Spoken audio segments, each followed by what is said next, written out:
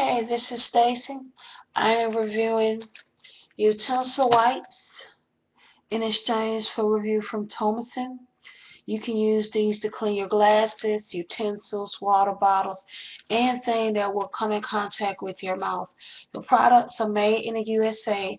They are non-alcoholic, non-toxic, does not contain harsh chemicals. Basically, you take your utensil wipe and you rub it on your fork or spoon or cup for 15 seconds.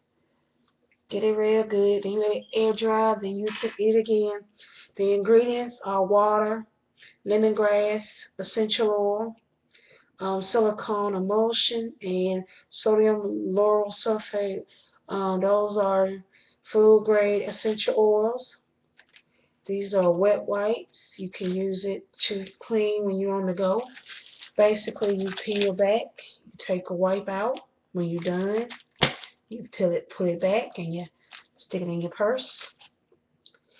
And that is my product review for utensil wipes courtesy of Thomas.